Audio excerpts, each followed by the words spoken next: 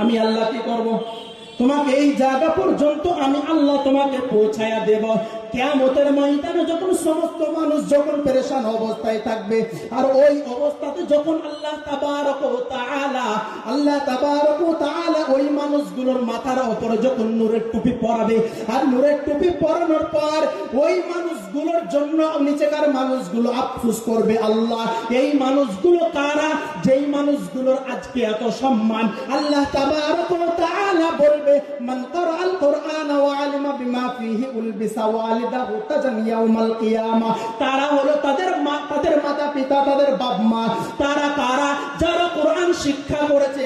এই শিক্ষাকারীদের পিতা মাতার মাথার উপরে নূরের টুপি আল্লাহ তাবারক ওয়া তাআলা পরিয়ে দিবেন। কার উপরে পরাবে? কার উপরে পরাবে গো? পিতা মাতা। কার উপরে? পিতা মাতার উপরে নূরের টুপি পরানো হবে। নূরের টুপিটা কেমন হবে? নূরের টুপিটা কেমন হবে?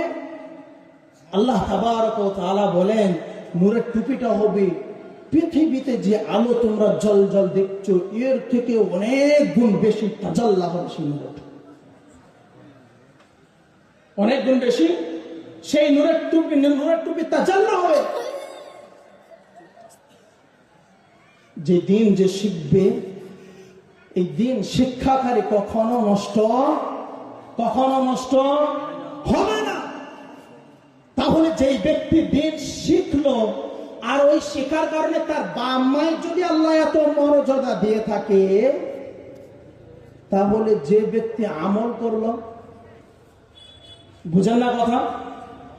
যে ব্যক্তি আমল করলো তার অবস্থা কি হবে? একটুকু ভাবেন। তাহলে কে কে আমল করবেন বলুন তো? বলেন কে কে আমল করবেন?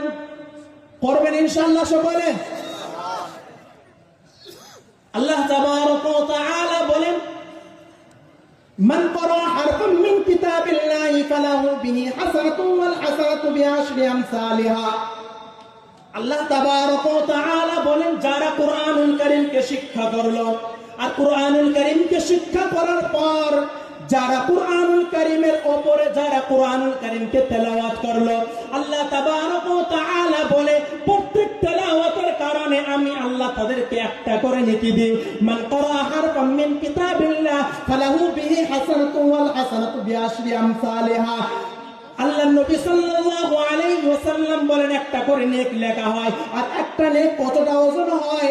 আল্লাহ নবী বলেন 10টা নেকের সমতুল্য হবে একটা নেক। আপনি কুরআনুল কারীম বলবেন আলিফ লাম